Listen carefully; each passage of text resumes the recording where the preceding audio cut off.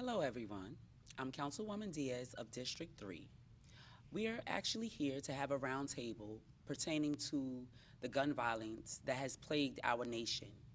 Before we start, we're going to have everyone introduce themselves. Ladies first. Thank you. Hello, everyone. My name is Shanae Williams. I'm the councilperson for District 1 here in the city of Yonkers. My name is John Rubo. I'm the councilman in District 4 here in the city of Yonkers. I am Reverend Emma Lofton Woods. I am a 50-plus resident, a minister from the Kingdom of Heaven Within teaching ministry, city of Yonkers. Hello, my name is Federico Quezada. I'm a lieutenant here in the city of Yonkers. We're having this roundtable because we feel that is a dire need for us to get down to the issue at hand. It's a national issue. We have people on this panel that have been plagued by this actual issue. A lot of people may or may not know, but my family has been stricken by this issue not once, not twice, but 3 times. Starting with my cousin, which was shot execution style in School Street about 18 years ago. I had another family member that just got killed recently in Whitney Young Park, Joey.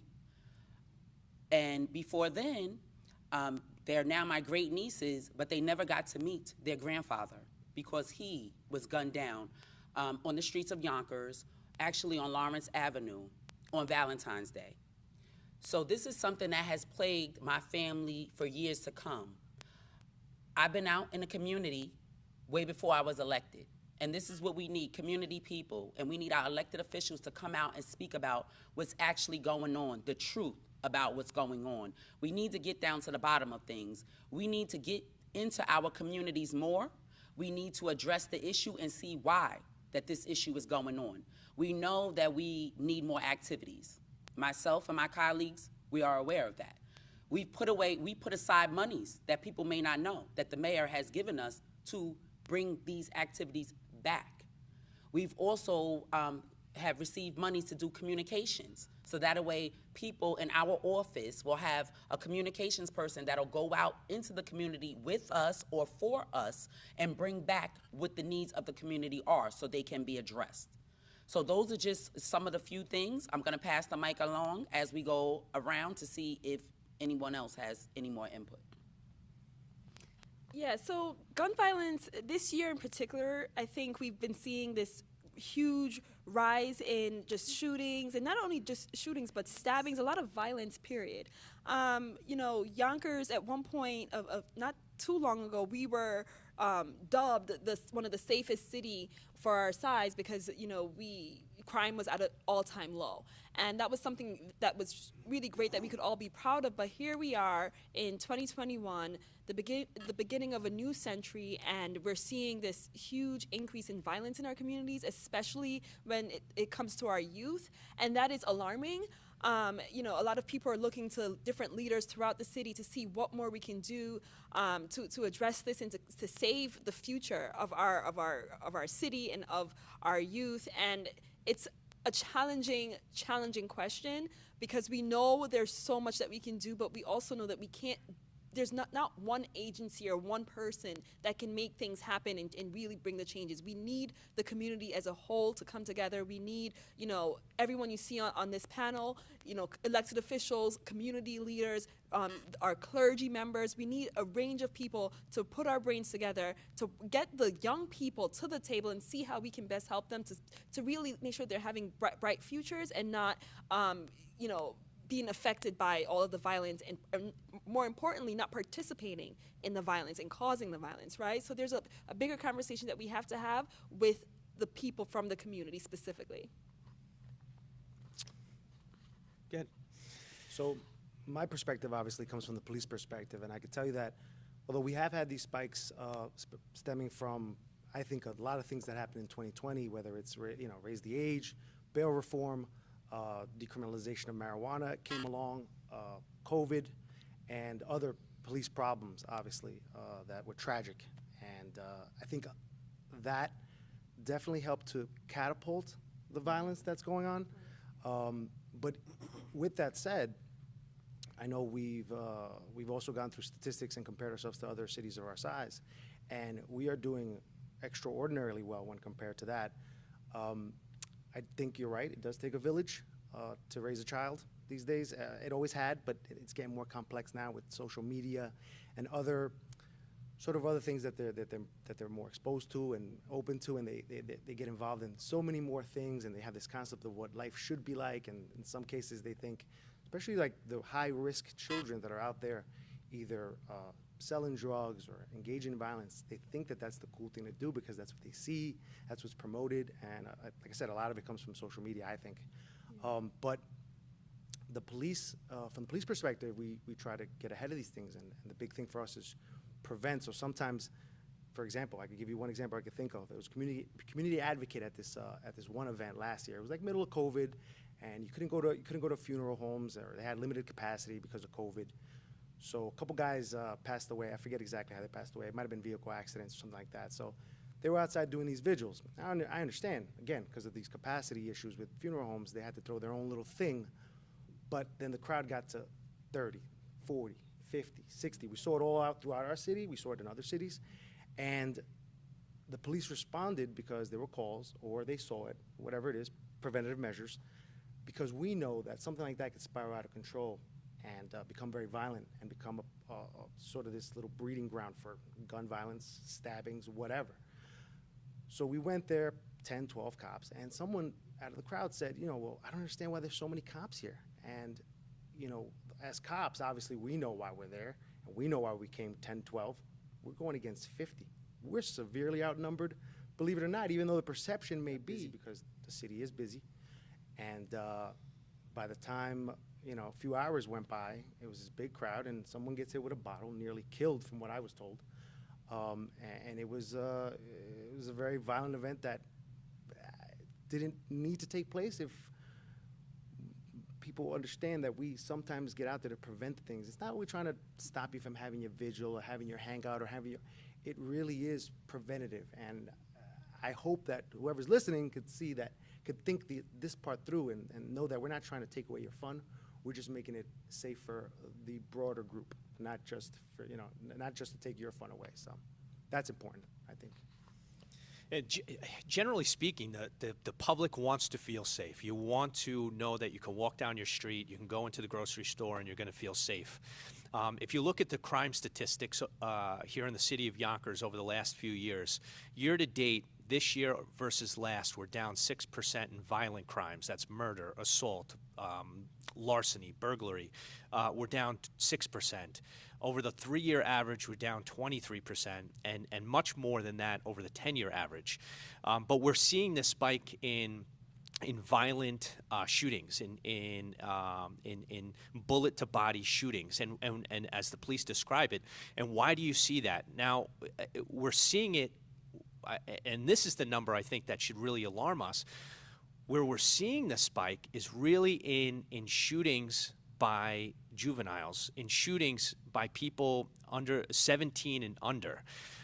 If you look at the data that the police department, the Yonkers Police Department has over the last few years, in 2018, there was one juvenile who was a gang-related shooting in a total of 5 gang-related shootings that year. Last year, there was 7 juveniles who pulled the trigger in a gang-related shooting out of 14. This year, out of 9 gang-related shootings already in 2021, 8 were juveniles. 8.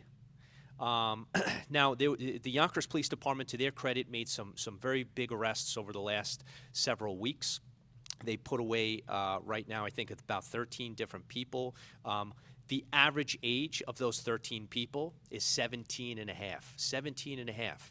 And I believe they were going to court this week or next week. And if you take a look, during the period of time that these young men, all young men, have been off of the streets here in the city of Yonkers, we've not had a bullet to body, as it's referred, or shooting, gang-related shooting, in 17 days. In 17 days. So it goes to show that there's a small group of gang-related individuals that are creating and most of the chaos and gang-related shootings and violence here in the city. And so, you know, it's important to look at these numbers and say, all right, how can we try to solve this? In my opinion, we need to reach these young people earlier, not at 17, not at 18, not at 19. We need to reach them at 8 and 9 and 10 and 12 and 13 and give them activities.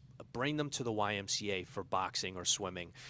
Bring them to the Neperhan Community Center for a band or the drum line. There are so many different activities. You know, go to Mark Twain for swim. Go to Pacoy for baseball. Look at the Force or the Strong to play football here in the city of Yonkers. But we look at 2020 and we see what happened. You know, these young people were home.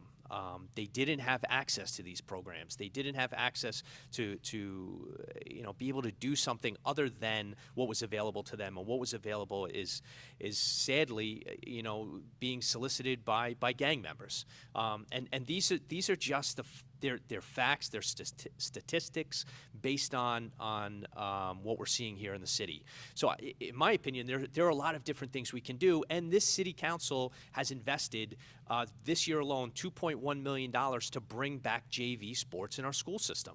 It's important to have an avenue for young people to be able to do something after school, keep busy, have a pathway to do something in college between both education and extracurricular sports. And there's a lot that we need to do. This is not something that we solve as elected officials. This is not something that we can just rely on the clergy. We need to come together. We need coaches. We need parents. We need the clergy. We need to come together as a community to solve this all around.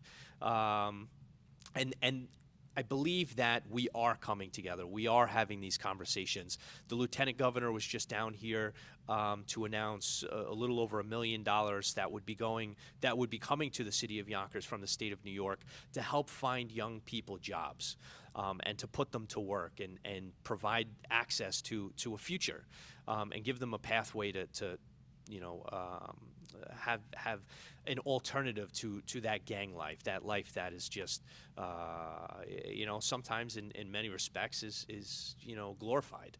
And so these are some of the things that I think that we can continue to do. And I have a lot to say, but I'm going to pass the mic and hopefully have a great open conversation. I just appreciate that we can sit here and have such a good open dialogue about what's a very important topic. Okay, thank you. Again, I'm Reverend Emma. To many in Yonkers, I'm Mimi, and that's from seniors down to newborn babies. As a grandmother, before being an ordained minister, I view this from a different perspective. It begins in the crib. We don't need to wait any longer until they are at eye level. I'm always told that as long as you can look down on your child, you have a level of communication. When they get to eye level, that level of communication lessens. There was several years ago, our now commissioner had started a program when he was captain at the 4th. And there were a number of youth, my grands included, that were identified through the school system that were at-risk youth.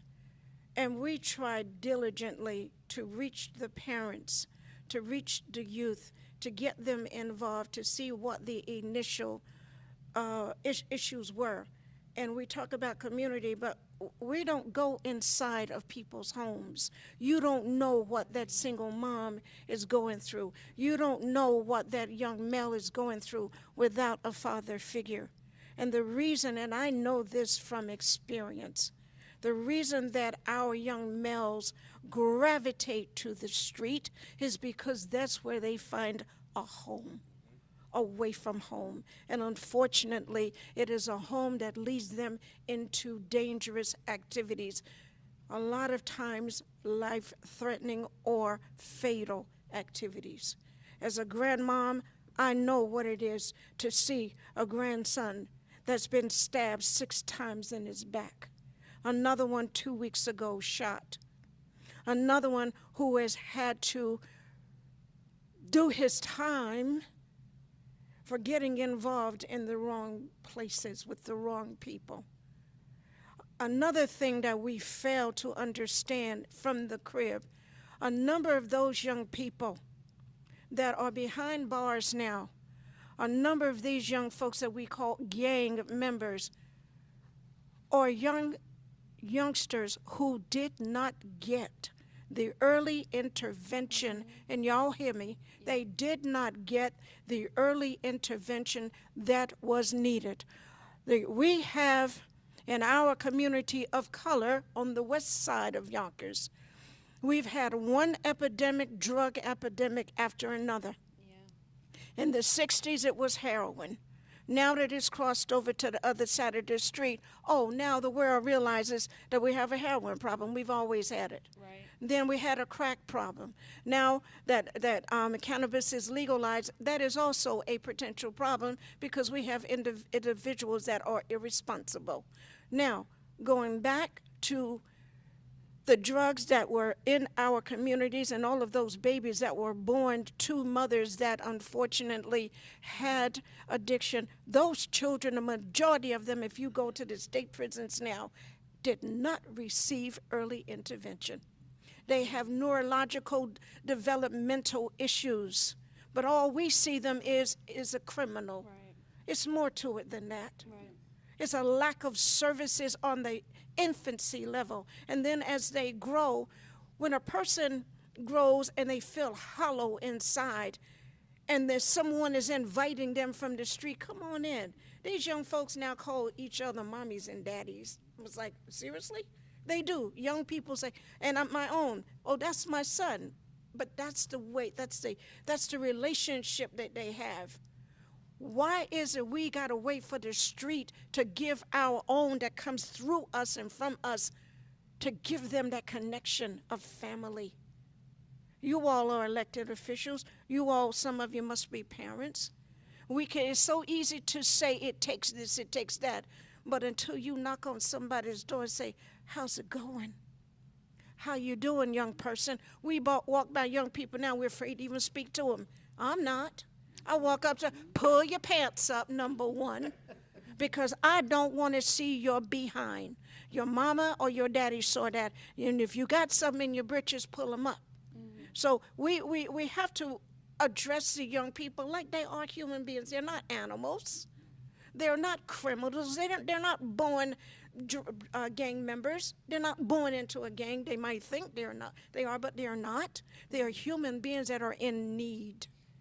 And they're in need of direction, they're in need of love, and a lot of them are in need of somebody to just say, what you're doing ain't right. It's not right. And as a community, that's our responsibility. As a human being, that's our responsibility, everybody. Yes. That we take the time and acknowledge these are human beings, and something ain't right. But if we can fix it, then it is time for us to start fixing it. Right. Thank you, Reverend Emma. Actually, that's a great segue into the next couple of questions that I'm going to ask for us here on the panel to kind of talk to. We recognize that there's a problem, and so now we have to organize and try to solve that problem. I'd like for all of you to kind of, if you know of any programs or events and things that you think we can put out there for the public, and so that parents who are listening possibly can get their kids involved, so that they're, especially if they're at risk, and they need something to do, because we know how stressful the pandemic has been on so many of our lives, and we know that people are now looking to get out, right? We talking about hot girl summer, we out here, right? Like hot boy summer, that's what the kids, at least that I'm surrounded by, these young kids, that's what they're talking about. You mentioned earlier social media and how big of an influence you feel that social media is, and I couldn't agree more. So I would like to ask all of you, what are some of the programs and events that you're aware of that you think will be beneficial, that would keep the kids off the street and give them a home away from home, so that they're not getting into situations that they shouldn't be getting into, right?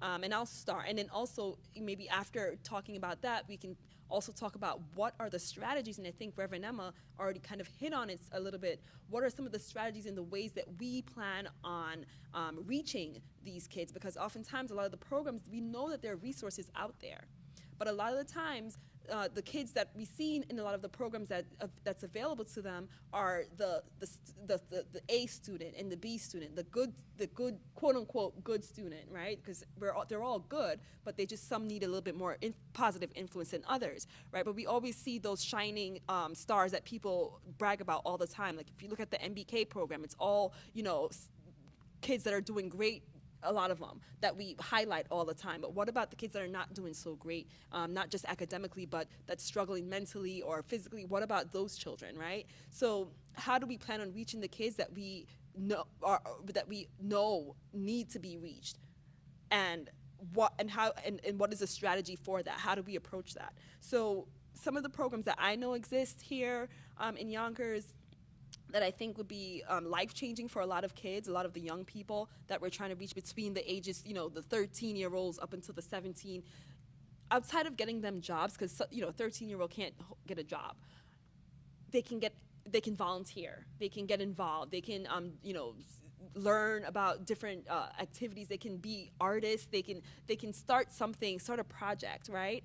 We're here at the Yonkers Riverfront Library at the Art Gallery on the 4th floor, and every Friday they have a teen art program at 3:30 p.m. every Friday. And believe it or not, a lot of young people come out. A lot of kids are into the arts. You can see it on their social media, right? So that is something that we'd like to put out there, that if you're interested and you want something to do, you just don't know, this is a program that is out there for you, right here at the Riverfront Library. And also we have middle school art as well on Saturdays, every Saturday at 10:30 a.m. for them to come right here and get involved and express themselves. A lot of the times kids need to express themselves, and when they can't, they bottle it up and they get angry, and then they take it out in ways that they shouldn't. So this is, art therapy is a big thing. When we talk about the different resources, that is something that can be really impactful, I think. So I'm going to stop there and let some other people throw some events and programs and ideas out there, but I think we can start with art, and I think we can also start. I'm a kayaker. I can say that now because I actually do kayak all the time. I like to be out on the water and be in nature, and we have one of the best programs here in the city of Yonkers, the only one that I'm aware of that offers free kayaking to the public through the Hudson River Riders with YPRC.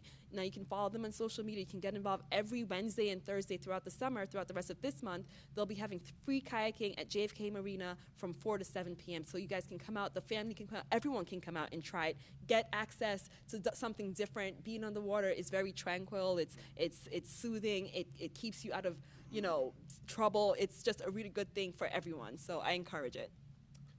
Well, I don't have any programs I could think of off the top of my head, but Maybe some of the stuff that the YPD does. But I can still tell you, there are some things that the YPD does, but yeah, they have the Explorer program. But like you said, these are some of the ABC type students, or the ones that are already doing well, the ones that have a little bit of self-motivation.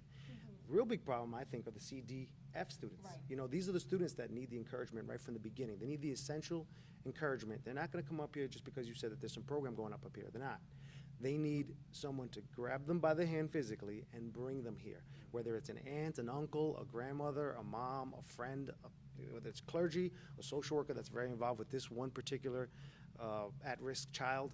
They need that kind of encouragement. And all the programs in the world won't matter as much for those sort of like harder to reach or at risk. I've seen it. I lived in Yonkers my whole life. I grew up in the southwest part of Yonkers, and I had no idea what was going on in some of these homes. And when I started to go in some of these homes as a police officer, I started to realize, wow, this is how people live. This is difficult. Whether it's because it's a single family mom and she's raising 4 kids and one of them is running that way, and she doesn't have the support system that some other people perhaps have or had. And I realized how much harder it was to raise a child. Just seeing some of the family dynamics in numerous different homes throughout the city. So I know that it's That's probably the biggest element, is the encouragement component. You have to really find a way to reach children, and it takes, like I said before, it takes a village. You really need to have that encouragement component. That's my take on it. Thank you. No, I think you shared a good. You said you're calling on family members and neighbors and people who are in those kids' lives to actually physically reach out and bring them into these groups and programs. So that's a really good strategy. Anyone else? Well, what I want to say is, from a different perspective, you have to go into the communities and you have to change the mindset. It can't always be an uncle or an aunt. Sometimes it needs to be someone that was formerly incarcerated to go out to these children and say, you don't want to end up like me. I'm here to stop you before you get to where I was. I mean, a lot of people that come out, they're formerly incarcerated, they come out, they want to start programs, but those are not the ones that are picked to head up these programs. But they need to change the mindset, because those sometimes are the ones that the children will listen to, because they've been through that already. Sometimes it's not always a police officer that can get to you or a council person that can get to you. And the way I look at it is, when I was elected, I was a community person first. I went to those houses, so I already knew. I knocked on those doors, so I already knew. I already knew there was food insecurities. I made sure that that was taken care of throughout my community before I was an elected official. Those are the kind of people that you want to work with. Everything can't always go to the YWCA. Everything can't always go to the YMCA. We need to look at other outlets that are in our community that want to start to pull these younger generation in, because those are the ones that they listen to. Now, you can't sit there and go to the Y if you're not a person that has not been in their shoes or walked in their shoes to say, this is what you need to do. They may hear you, but they don't listen, because they're saying, man, how could you tell me you didn't live that life? Now, when I was out there running for office, people laughed at me because I delivered food. But you knew what? I knew that that was something that was needed in the community. Once Corona hit, I saw everybody delivering food. But I was out there before Corona hit because I knew that there was a need. I was out there when technology was needed, before we made, the council made sure there was $1 million put in that budget. We've, on the council level, have been proactive. But I have people call me and say, Diaz, it's not fair. I've been a formerly incarcerated person. I could help that kid. I could read that kid. But I can't get to them because I have a non-for-profit now that nobody will fund, because it goes to the same people. Okay, if it's going to the same people, here we are years later and nothing is happening, that is a problem. The red flag needs to be raised to say, maybe we're not going to cut them off completely, but maybe we should take a little from them and give somewhere else and stretch it out. That's the problem. We have gang things that are going on in Yonkers where older people may not know. You can't cross certain lines. You just can't. And they don't understand that when they say, we have a program here, we have a program there. Okay, but can that child get to that program? We should have more than just summer jobs. It shouldn't just be jobs for the summer. It should be jobs, period. We should have things open on the weekend so the kids can have something to do. Something as small as cable. A lot of kids don't have that. A lot of kids, we found out during Corona, didn't have internet. Those are the little things. Those are the little things that'll change their life. Those are life-altering things that, because they don't have it, they go out in the street and they try to go out and take it to bring it home to their family, because this is something that they want and they don't have the means of getting it. When they see a child with new sneakers on and they can't have that, it's not that they want to take it from that child. It's sometimes they need to, because they may have a hole in the bottom of their sneaker. These are things that we don't look at. We look at it, that child is a thief, that child stole. But think at the mindset, why did they do that? Some of them are in survival mode. You got to look at it. You got to come with compassion. You can't just say he or she did something wrong and we're going to put them in jail. No. We need to have programs that are in place that are preventative. I have people that want to start workshops. These people are not getting the funding to start these things. We just voted to have one of the state-of-the-art schools opened up in my district in Yonkers, on the south side of Yonkers. That will be a beautiful school. We need more like that. If you change the mindset, when people come out and say, I'm going to school in a beautiful building, or I'm living in somewhere where it's nice and clean, people, they take pride in where they live. They respect it a little bit more. They see that piece of paper on the floor, they're going to pick that up. But if they come through and they see garbage and trash on the floor and there's nobody telling them, hey, pick that up. Why you take that gum out your mouth and throw it on the floor? It'll stay there. And if you do it, she does it, he does it, that's how it becomes garbage all over the streets. We got people that come to me and say, look, the wall is disgusting. I want to paint the wall. We shouldn't have to go through hoops and hurdles to paint a wall in our community. If somebody has a bucket of paint and a roller and they want to do that, we shouldn't have to go to the buildings department and ask if that's okay. That should be something to say, look, they're helping us bring up the community. It should be open for them. You know, we're out here, we're doing the parks. We're going to make sure that hopefully that one day that throughout Yonkers we'll have state-of-the-art parks. You know, children want to come out and be amongst other people, but it shouldn't be fair that you have to go to a certain neighborhood to enjoy the parks. All of the parks should be uniform. They should all be the same. So if you want to come out your house, you shouldn't have to say, let me go to the other side because their parks is better. Shouldn't be like that. I mean, I grew up in Serrato Park. I live right across the street from Serrato Park. Shanae may be the council person of that district, but my constituents utilize that as well. So when it came into funding, we worked together. I made sure that we allocated $50,000 for Serrato Park. She got money for Vark Street Park. I got money for Kingsley. So we are, as elected officials, we are out going on. But we need people in the community to step forward. Don't bite your tongue. Don't be scared. Closed mouths do not get fed. And just because someone is your friend, don't say, oh, I'm not going to say nothing bad because that's my friend. Sometimes if you are a friend, you need to put that person on notice because that's what friends do. You don't just say, that's my friend and I'm going to agree with that person. You say, look, man, you may be my friend, but you need to step it up. You're not doing what you need to do. There's complaints that's going on. There's a need. You need to go out there and pound the pavement. Knock on the door, not only at election time. You should be knocking on doors all the time. Because like we said, there's a need. We don't know what's going on in these homes. And sometimes people don't want social workers in their home because what do social workers do? They come in and they disrupt the home. They want to take the child away. They want to do this. But sometimes that's not always what's needed. The parents are getting younger.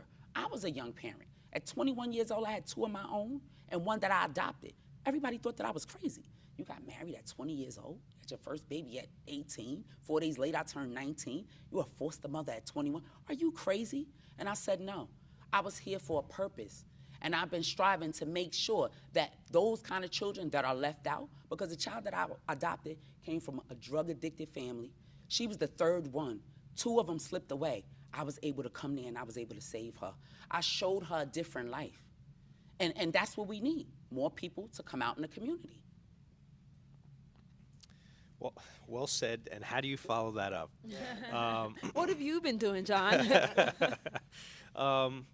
You know, Reverend, you I think you said it very well because, yes, it's important to get to the teenagers. It's important to get to the preteens, but you do have to start at the crib.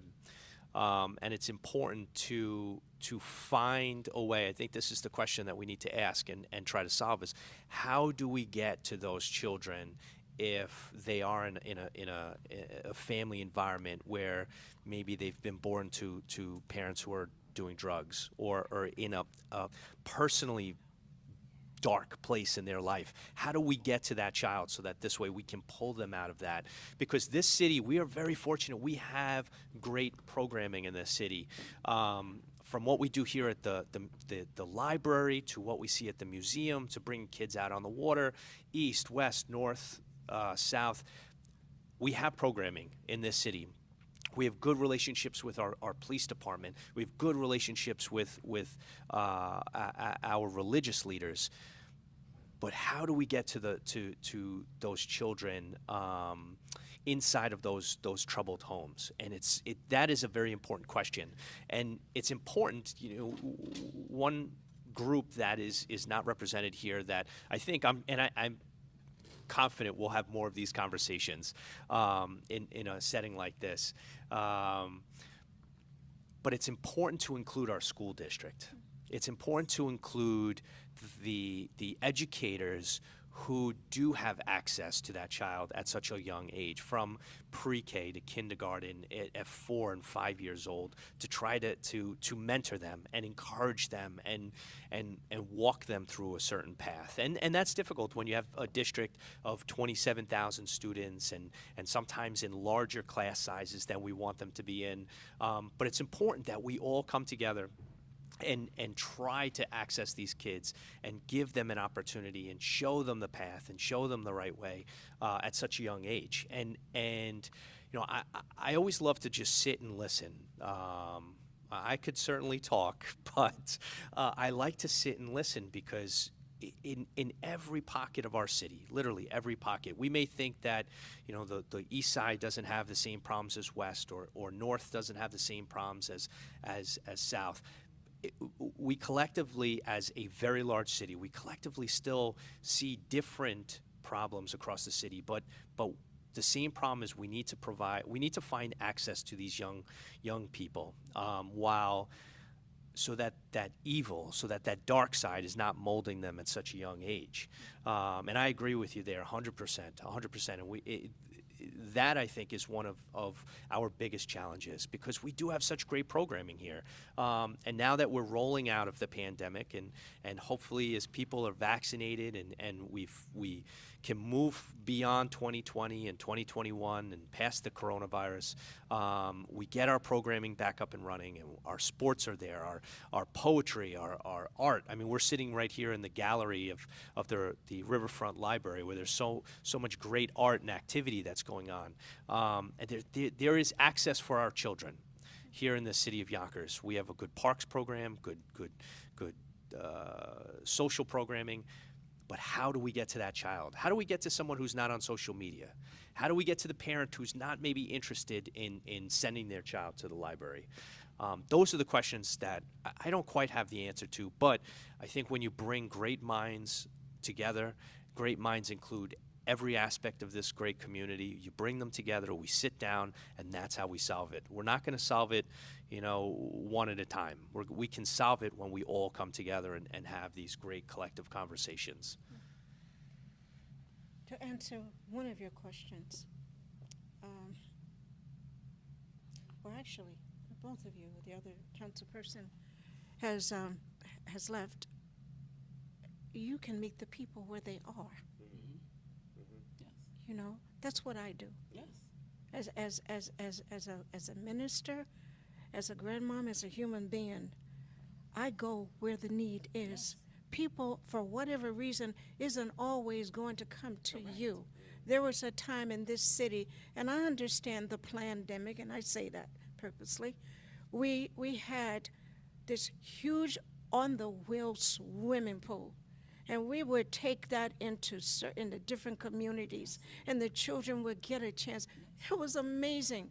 Now we need all the water in the fire hydrant to put out all the fires in Yonkers, so you can't turn the fire hydrant on. To answer your question about from the crib, when a child is born who has been exposed in the womb to drugs, the hospital knows that. Instead of trying to criminalize the mom, get help for the mom. If we can give it across town, we got to take care of the need here. Babies are born every day to youngsters. Youngsters who have no clue what it is to be a mom or a dad, and all they know is, I'm going to make them look cute. Well, it's not about just looking cute, because they're missing something from within. They're missing something neurologically. The first education a child gets is from home.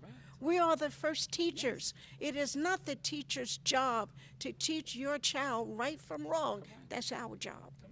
And I say this, and I don't know who baby daddies are listening, who baby mamas are listening, but y'all bring these children into this world, and it is your responsibility to raise these children up knowing what is right from what's wrong. We cannot make little men and women out of a 2-year-old.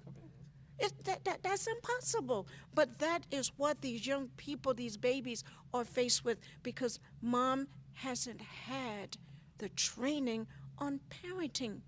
Where is the parenting for mom? Where's the parenting for dads? And I don't mean just the ones that may have had 1 or 2 children, but that first mom and dad. I thought there were some programs in the city for fathers, young fathers, first time. I don't know. I know one thing, my not-for-profit ain't getting no funding. It gets what I give it. Okay. And it comes from my pocket, because I don't have somebody to write grants for me. But God provides, and I take what I have. And even before they started the art here, year before last, we tried to get the Y to do this. And then we found out that up at the other gallery, they were doing it. So in the city of Yonkers, there's a spirit of, if you do it, I can do it. If you, and then nobody gets anything done. And that needs to stop right now, today, right now. If you're going to do something, do it. Don't wait for somebody else or compete to see who's doing it. Do it. We used to take children and take them down to the museum. I put them in the back of my car, take them down to the museum, get permission from their parents, take them out to a restaurant, show them how it is to eat at a restaurant, not at McDonald's all the time. That is what I did as a grandmom. Right now, my granddaughter, God bless her. She's got her struggles, her issues. She's a former gymnast, competing gymnast. She goes up to Martin Luther King Park and teaches the children gymnastics when she's mentally and emotionally feeling good. That's what we do. That's what we do, not what we ought to do. It's what we do. Grab them by the hand and say, come on, let's go do this, let's go do that. But we got to meet people where they are. Yes. And she's absolutely correct. I mean, I was a Girl Scout. I went to Community Baptist Church. I was baptized, christened, and married in that church. I was a Girl Scout from that church. I was in the choir from that church. And every Saturday, Reverend Boland made sure we had something to do. On Sundays, we had to cook for the elders. They came down and we served them and we fed them. You know, these are things that children, like she just said, sometimes they don't know they don't know what fork from the next fork. You know, they don't know a place setting. They don't know anything outside of Yonkers. There used to be programs. My aunt Beverly Blackman, she ran a lot of programs in the projects. You know, we went on the bus. We went to Dorney Park. We went to Playland. We knew that there was more outside of Yonkers. So that made us say, wow, I want to do that. Wow, I want to strive to be that. Wow, we don't have that anymore. We need to get these children out. When we take them outside of Yonkers, we change the mindset. Let's go on a camping trip. Let's take them fishing. There's things, you know, and one more thing. Just yesterday, I bought the entire police department, thank you, to Small World Daycare to talk about strangers. Yes, to talk about strangers. They gave out books. They gave out book bags. They brought the K-9 there. You know what the police department said to me? We just found out that you're education chair. We want to get back into the schools. Why is DARE not there? Why are these things no more implemented into the school? That is a problem. So when she states that we need to get them young, that's what we talk about. We want to get the police more into the school, and that's my goal. We started out with Small World yesterday. Once September comes, as education chair, I'm going to make it my business, whether the superintendent likes it or not, but I'm going to make it my business to embed good into Yonkers Public Schools, starting on the pre-K level. Well, I don't have much more to add. After Emma's first go around, you were absolutely right. It was precise. It's exactly what's needed. It needs to start from the beginning. It needs to start with every person possible, because every little person has an impact. My 5th grade teacher, Ms. Colantino, School 21, she wrote in my little autobiography book, whatever it was called, your signatures or whatever, at the end of the year. I did it in 6th grade, but I went back to her because she was one of my favorites. And she wrote something very simple.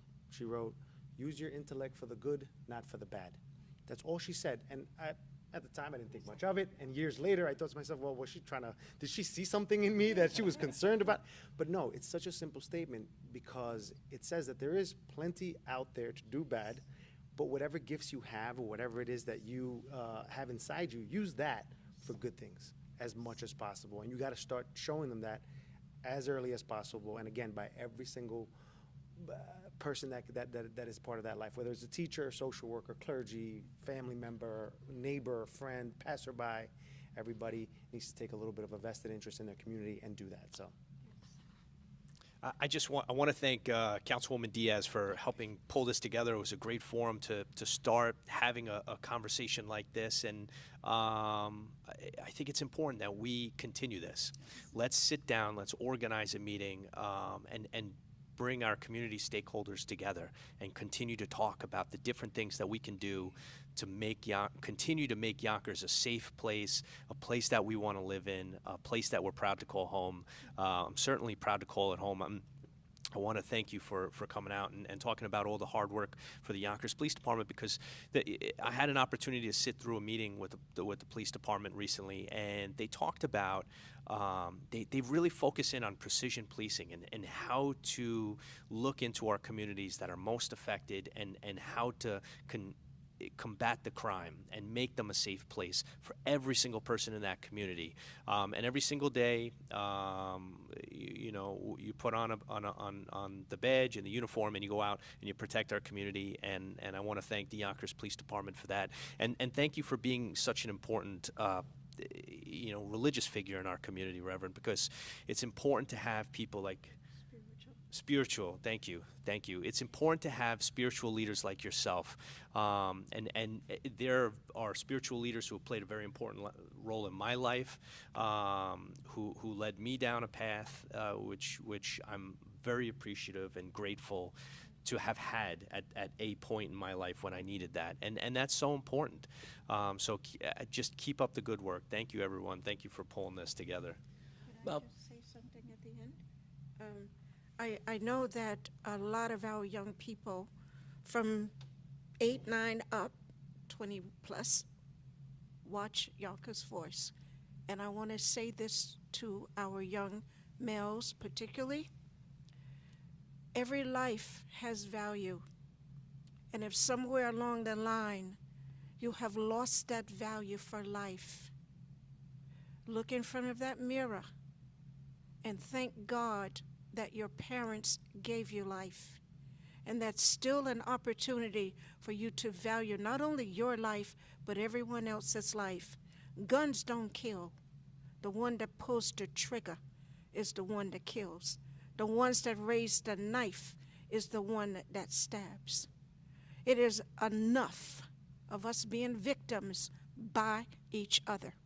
We can't say that Black Lives Matter when you disregard your own life. Thank you. With that being said, I want to say thank you to everyone on the panel. I want to give a special thank you to Yonkers Voice for actually getting this forum together for us. This may be the first, but it won't be the last that you'll be hearing from us pertaining to the gun violence that's plaguing our nation.